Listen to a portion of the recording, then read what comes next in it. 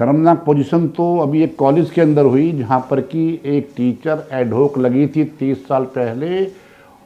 उसकी शादी हुई, बच्चे और एडहोक की रिटायर हो गई। फायदे का बजट बता रहे हैं, रोड टूटी हुई है। फायदे का बजट बना रहे हैं, पानी गंदा आ रहा है। फायदे का बजट बता रहे हैं, स्कूल में टीचर नहीं है। फायदे का बजट बता रहे हैं, कोर्ट में जजेस नहीं है। चुनाव के दौरान कहीं 60% वोटिंग होती है, कहीं 65% होती है। कभी आपने सोचा है कि वो 35% लोग वोट क्यों नहीं डालते? जो दशा है बद से बदतर होती जाएगी। लूट मार, शोर बाजारी, नशाखोरी इसीलिए बढ़ रही है कि बच्चे डिप्रेशन में है, बच्चे परेशानी में है, बच्चे अपने जीवन का निर्णय नहीं ले पा रहे। आप देख रहे हैं पारदर्शी सफर। नमस्कार, मैं राजेश गर्ग एक ऐसी वीडियो आपके बीच लेकर आ रहा हूं जिसमें कि इन सभी पॉलिटिकल पार्टियों की पोल खुलने वाली है। केंद्र में मोदी जी हैं और दिल्ली स्टेट के अंदर केजरीवाल हैं। बाकी स्टेट्स के अंदर अलग अलग पार्टियों के नेता सरकार में हैं। मैं बात करूंगा केंद्र की और दिल्ली सरकार की। दिल्ली सरकार को 10 साल हो चुके हैं, क्योंकि पहली बार सरकार तो रही थी 49 दिन, लेकिन एमएलएज रहे थे 10 महीने तक। उसके बाद पूरे 5 साल सरकार चली और अब 5 साल 2 महीने बाद होने वाले, 3 महीने बाद हो जाएंगे। और चुनाव में लोग लगे हुए हैं। केजरीवाल अपनी यात्रा निकाल रहे हैं और वो कांग्रेस वाले अपनी न्याय यात्रा निकाल रहे हैं और बीजेपी वाले हर बूथ 10 यूथ लगे हुए हैं और मेंबरशिप अभियान चला रहे हैं। दीवारें सारी पोस्टर से भरी है, वॉल पेंटिंग से रंगी है। हम सबको रोजगार देंगे, हम सबको काम देंगे, हम सबको शिक्षा देंगे। और ये नारे सुन सुनकर क्या आपका कान नहीं पके? आपके कान पक जाने चाहिए, क्योंकि बीजेपी हो, कांग्रेस हो या ये आम आदमी पार्टी, ये नहीं शराब घोटाले वाले सभी तो झूठ बोल रहे हैं। झूठ पे झूठ बोल रहे हैं। मैं शुरुआत करता हूं दिल्ली के एमसीडी स्कूल्स की। दिल्ली के अंदर एमसीडी स्कूल हैं और स्कूल के अंदर टीचर्स की कमी है, स्टाफ की कमी है। जो उनके पार्क हैं, गार्डनिंग एरिया, वहाँ गार्डनर नहीं है। सफाई कर्मचारी भी ठेके पर हैं और तो और जो चौकीदार है वो भी ठेके पर है। एमसीडी के बाद आप दिल्ली गवर्नमेंट के स्कूल में आ जाइए, वहाँ पर भी मोर और लेस यही स्थिति है। या तो टीचर कॉन्ट्रैक्ट पे हैं या गेस्ट है, और स्टाफ जो है वो आउटसोर्स किया गया है। मतलब किसी प्लेसमेंट सर्विस एजेंसी की मदद से स्टाफ की अपॉइंटमेंट की गई है। कोई स्टाफ परमानेंट नहीं है।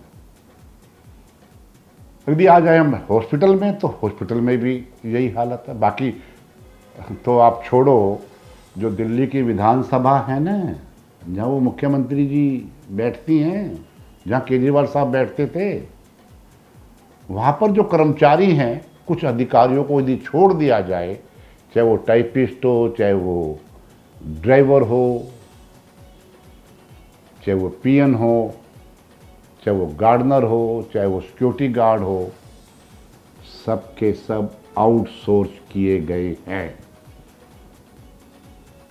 कभी इसके पीछे कारण सोचा आपने? दिल्ली के अंदर 10,000 मार्शल लगाए थे, उनको हटा दिया गया है और चुनाव नज़दीक है तो 4 महीने के लिए फिर अपॉइंटमेंट शुरू कर दी है। क्या हो रहा है? आम आदमी पार्टी बीजेपी को जिम्मेवार ठहरा रही है, बीजेपी जो है आम आदमी पार्टी को ठहरा रही है, और कांग्रेस दोनों को ठहरा रही है। ये सब अपने अपने आंकड़े दिखाने में लगे हैं, लेकिन नीयत किसी की भी साफ नहीं है। केंद्र सरकार में भी हालत यही है। केंद्र सरकार के ऑफिस में चले जाइए आप, जो आपको बाहर सिक्योरिटी गार्ड मिलेगा वो आउटसोर्स किया हुआ है। उसके बाद जो पीएन मिलेगा वो आउटसोर्स किया हुआ है, जो टाइपिस्ट मिलेगा वो आउटसोर्स किया हुआ है। और तो और माफ़ करना, बड़ी अजीब सी बात कहने वाला हूँ, चाहे सुप्रीम कोर्ट हो, चाहे हाई कोर्ट हो, चाहे दिल्ली की डिस्ट्रिक्ट कोर्ट हो, यहाँ पर जो सिक्योरिटी गार्ड हैं या जो टाइपिस्ट हैं, इवन पीपी, इनको भी एडहोक पर रखा गया है, मतलब कॉन्ट्रैक्ट पर रखा हुआ है। शर्मनाक पोजीशन तो अभी एक कॉलेज के अंदर हुई, जहाँ पर कि एक टीचर एडहोक लगी थी 30 साल पहले, उसकी शादी हुई, बच्चे, और एडहोक की रिटायर हो गई। अब आप सोच रहे होंगे कि यार मैं कहना क्या चाहता हूँ। मैं ये कहना चाहता हूँ ये तीनों के तीनों पार्टियाँ झूठी हैं, इनकी नीयत साफ नहीं है। ये जो बजट की बात करते हैं, जीएसटी में इतना कमाया और हमारा बजट तो फायदे का सौदा है, ये केवल बातें करते हैं, सच्चाई कुछ और है। कारण क्या है? दिल्ली के अंदर बच्चे, हजारों बच्चे इंतजार कर रहे हैं कि कब जो दिल्ली का वो सिलेक्शन कमीशन है, सर्विस कमीशन जो भी है, वो कब एग्ज़ाम कराएगा। बच्चे पढ़ते जा रहे हैं, लेकिन सरकार एग्ज़ाम नहीं करवा रही, ना ही सेंट्रल गवर्नमेंट करा रही। कोई एग्ज़ाम कराकर पक्की भर्ती करने को तैयार नहीं है। 22-25 हज़ार गेस्ट टीचर काम कर रहे हैं दिल्ली के स्कूलों में। इसी प्रकार आउटसोर्स किए हुए लोग अलग अलग ऑफिस में काम कर रहे हैं, चाहे वो हॉस्पिटल है, even DM office, district magistrate का जो ऑफिस है, वहाँ भी वो टाइपिस्ट वाइपिस्ट सब टेम्परेरी है। पटवारी, तहसीलदार, डीएम, एडीएम पक्के, लेकिन बाकी उनका जो सारा स्टाफ है, ड्राइवर से लेकर सिक्योरिटी गार्ड तक, सब कच्चे हैं। क्यों हैं कच्चे? क्योंकि सरकारें जो दिखा रही हैं वास्तव में वो है नहीं, कंगाल हैं। मैं एग्जांपल देता हूं आपको एक। जैसे एक प्राइमरी जो स्कूल की जो टीचर अपॉइंट होती है, तो आपको मालूम है उसकी सैलरी कितनी होती है? पहले दिन, पहले महीने तो उसको कितनी सैलरी मिलती है? 35,000 बेसिक है, 53% डी और 30% HRA और टीए अलग से, तो लगभग ये जाके बैठती है 75,000 रुपये सैलरी। 75,000 रुपये सैलरी बैठती है एक प्राइमरी स्कूल की परमानेंट टीचर की। और जो गेस्ट टीचर है, जिन्हें छुट्टी वाले दिन के पैसे नहीं मिलते, किसी भी कारण से कोई भी छुट्टी है तो उसके पैसे नहीं मिलते उनको, उनकी सैलरी कितनी है? कितनी है? 1200-1300 रुपये रोज के हिसाब से सैलरी है। 12×5 = 60, 6 चौक 24, 24-25 हज़ार में सरकार का वो काम हो जाता है जो काम 75 से 80 हज़ार में होता है। इसलिए सरकार वैकेंसी क्रिएट नहीं करती। जो वैकेंसी है उस पर गेस्ट टीचर रखे हुए हैं, कॉन्ट्रैक्ट पे रखे हुए हैं, और भी बहुत सारी पोस्ट खाली हैं, लेकिन पोस्ट भरने का कोई नाम नहीं है। ये केजरीवाल भाषण तो देता है, शीश महल में तो 50, 52, 55 करोड़ लगा दिए, लेकिन टीचर्स को अपॉइंटमेंट करने को तैयार नहीं है। डीटीसी में ड्राइवर अपॉइंटमेंट करने को तैयार नहीं है। ऑफिसों में जो स्टाफ है, टाइपिस्ट है, स्टेनो है, कोई अपॉइंटमेंट नहीं है, सब आउटसोर्स है। क्योंकि आउटसोर्स से, मैं पिछले दिनों राव जमन कोर्ट में एक मैटर में गया था, जो गार्ड था उसको मिलते हैं 12,000 रुपये, क्योंकि वो आउटसोर्स किया। आउटसोर्स कंपनी उसको 12,000 रुपये देती है 8 घंटे के, जबकि दिल्ली की जो मिनिमम सैलरी है 19-20 हज़ार रुपये है, लेकिन उस बेचारे को नहीं मिलती। बाकी पैसे कौन खाता है?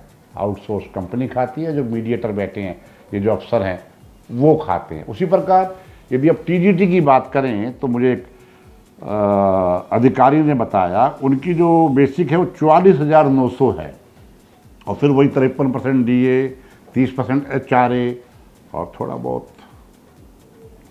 टीए भी हो जाता है। तो जो टीजीटी की तनख्वाह रहने वाली है वो 90,000 के आसपास रहती है, जो 5वीं, 6वीं, 7वीं, 8वीं के बच्चों को पढ़ाते हैं टीचर, महिला हो पुरुष हो। और यदि यही पीजीटी हो तो उनको लगभग 48,000 रुपये उनका बेसिक है, मिनिमम है, उस पर 53% और 30% लगा लीजिए आप, तो ये 1 लाख से जाकर ऊपर बैठता है। और जो इन्होंने गेस्ट पे लगा रखे हैं उनको देते हैं ये 1452 रुपये शायद देते हैं, या 1502 रुपये अभी पीछे कर दिया था। तो 1500 रुपये महीने में कितनी क्लास होगी? यदि हफ्ते में आप 6 लगा लो, छुट्टियां आ जाती हैं, तो यदि 20 दिन भी काम हुआ, कितने पैसे देने पड़े? 28 से 30 हज़ार रुपये। और काम उनसे पूरा लिया जाता है, पूरे दिन काम लिया जाता है। प्रिंसिपल व अधिकारी उनको ही पीसते हैं, उनको ही समय समय पर प्रताड़ित करते हैं। क्या करें, मजबूरी है, घर चलाना है। और तो और दिल्ली के अंदर जितने भी पब्लिक स्कूल हैं, कोई स्कूल पेमेंट नहीं कर रहा स्केल के हिसाब से जो गवर्नमेंट ने फिक्स किए हैं, जो पे कमीशन के हिसाब से सैलरी मिलनी चाहिए टीचर्स को, कर्मचारियों को, वो नहीं मिल रही है। एक तो डीएवी मैनेजमेंट सैलरी दे रहा है, जो मुझे जानकारी मिली, एक डीपीएस, और कुछ अच्छे स्कूल तो सैलरी अपने टीचर्स को, स्टाफ को पूरी दे रहे हैं। लेकिन बाकी स्कूल चेक देते हैं 1 लाख का और कैश लेते हैं उससे 50,000 वापस। ये चल रहा है।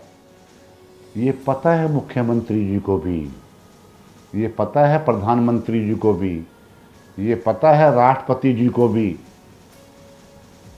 फिर ये ड्रामे क्यों कर रहे हैं? क्यों पब्लिक को बरगलाने में लगे हैं? हम नौकरी देंगे, हम पूरी तनख्वाह देंगे। जेल के अंदर भी 2000 वैकेंसी हैं। मतलब जेल में कैदियों को संभालने के लिए स्टाफ नहीं है।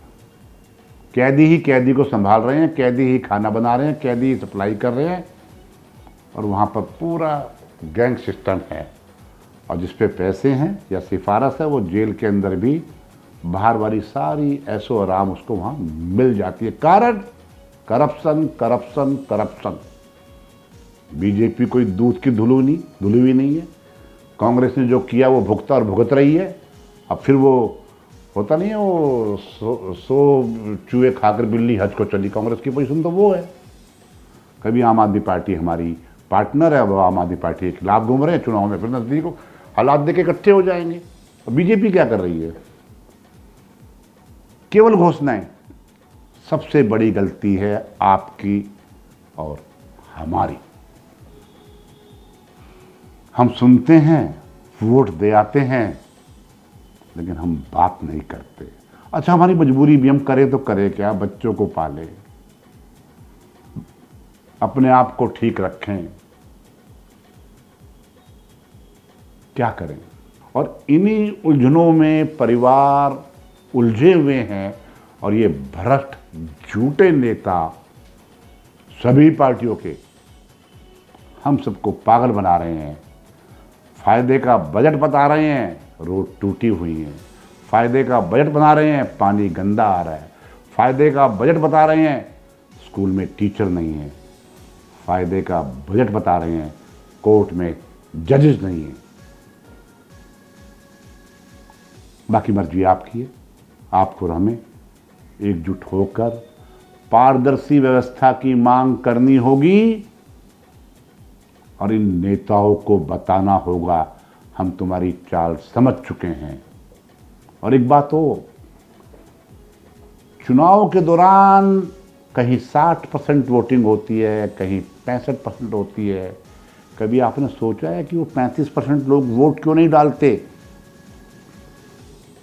मैं मानता हूं कि कोई बीजेपी का है, कोई कांग्रेस का है, कोई आम आदमी पार्टी का है, किसी का कोई स्वार्थ है, किसी का कोई स्वार्थ है, लेकिन जो 35%, 40% लोग वोट नहीं डालते हैं, यदि वही खुलकर वोट डाल दें,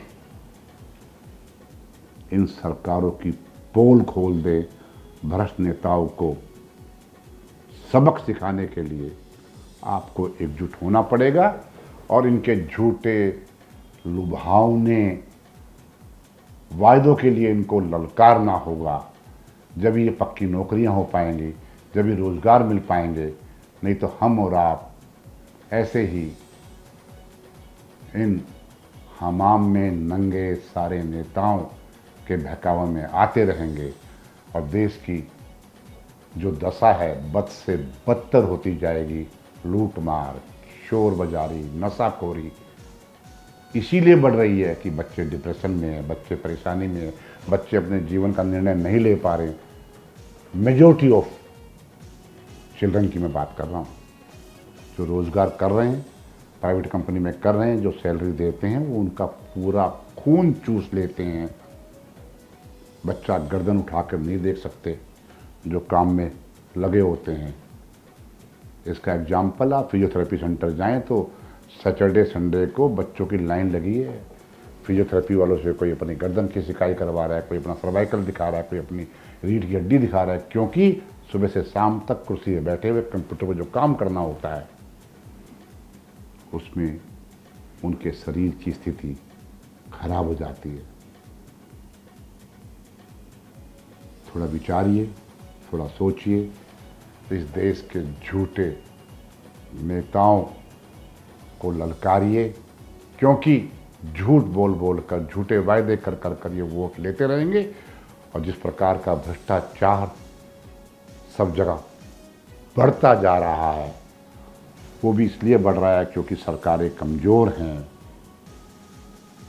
उनके पास दिखाने के लिए तो फायदे का बजट है, वास्तव में तिजोरी खाली है। और जो कुछ भी आता है वो भ्रष्टाचार के दाते, भ्रष्टाचार की भेंट चढ़ जाता है, नेताओं के घरों में चला जाता है कमीशन के रूप में।